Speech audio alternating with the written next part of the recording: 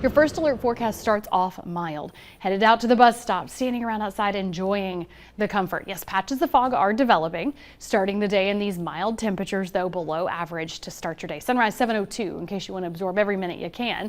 And then we have these patches of fog that'll fade away into that 9 o'clock hour. Mostly sunny most of the day. Just see a couple of clouds lifting up, and that's what can create more of a stray pop-up in the Smokies only. And that is simply because that's where it's a little extra humidity makes a difference. Few extra clouds make a difference. Everybody else, that little extra humidity makes a few degrees difference. Now really, look how quickly these two lines split. Your yellow temperature line versus your feels like line starts feeling warmer by a couple of degrees by around 10 a.m.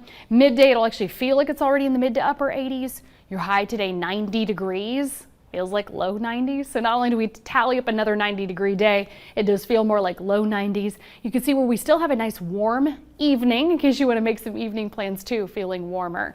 And the forecast where you live, that adds up though to multiple parts of our area reaching that 90-degree point. Really everybody's warmer than yesterday, mid to upper 80s for most, and yes, even some low 90s. That's 91 in Loudoun, 89 Madisonville to 90 Knoxville and Oak Ridge, easily hitting 89 Clinton to 88 Rockwood.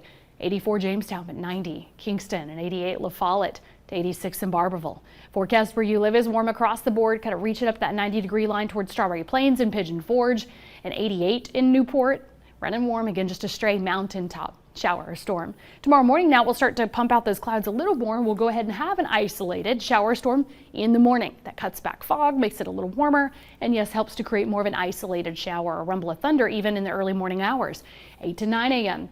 Couple of showers trying to come down the foothills into parts of the valley, but spotty at first. Then by the afternoon, we'll see some isolated rain and storms developing, outlining the valley, mountains, plateau, Tennessee, Kentucky line. This is why we have you to 40% coverage tomorrow. We have a few more storms developing, outlining the valley, and still trying to drop down into the valley in the evening. That's where they try to slide down the mountain, feeding off that heat and humidity from the day, which we'll have still plenty of tomorrow.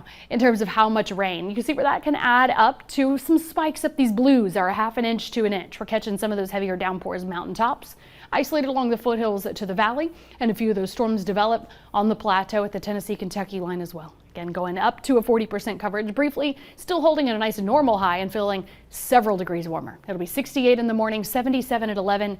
High tomorrow's at 87. It's going to still feel like the low 90s. Actually, the next several days feel like low 90s. The subtle difference is tomorrow's just more humid, and that's why we have a few more storms. We'll still have isolated pop-up storms, very much summer in East Tennessee.